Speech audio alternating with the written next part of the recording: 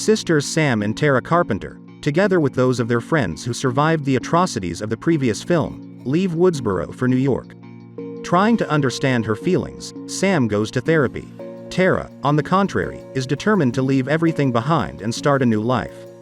However, few days before the Halloween night, the demons of the past reappear again. The girls get a phone call.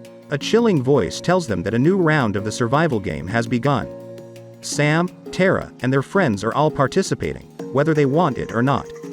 To understand the effect the first Scream movie had on the audiences back in 1996, let's go back to the origins of the slasher genre. Emerged in the mid-70s with the release of such hits as the Texas Chainsaw Massacre, Halloween, and Friday the 13th, slashers soon reduced to a dull, easily recognizable formula.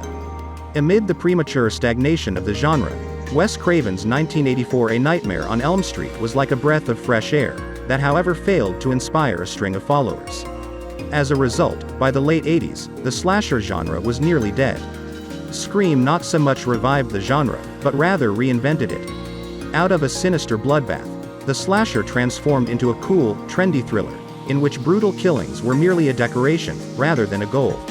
New slashers relied on a gripping detective intrigue and a subtle irony to remind the audience that everything they see on the screen is just for entertainment, like a fun ride at a theme park.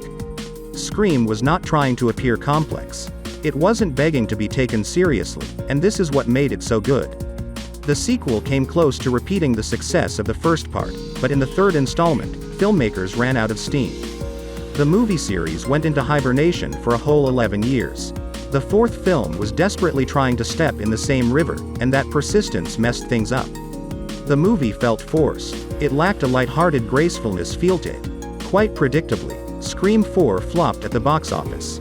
Released 11 years later, the fifth part hit the bull's eye. The film ticked all boxes.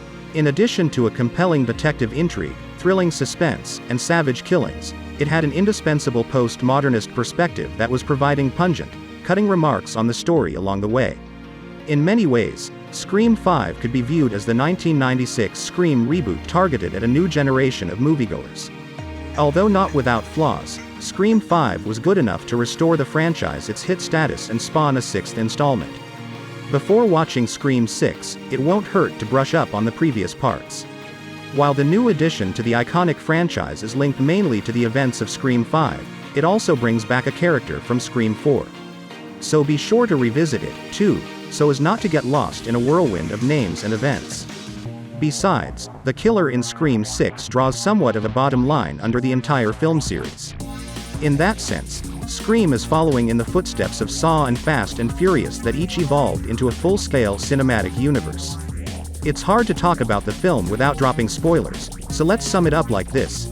Scream 6 is the only film of the franchise that is on par with the first two installments. Although Scream 6 borrowed some of the plot devices from Scream 2, it's a fully autonomous work that deserves all the more recognition because of an impressive number, 6, in its title. Over a quarter of a century, the movie cycle has generated a ton of rules, laws, patterns, and techniques, to the point that you have no idea what to expect. With that said, the tagline, "Everyone is under suspicion," sounds like a great way to tease the story. Even if you're quick to identify the killer, or the killers, you're still in for a breathtaking journey that is fun and full of exciting turns.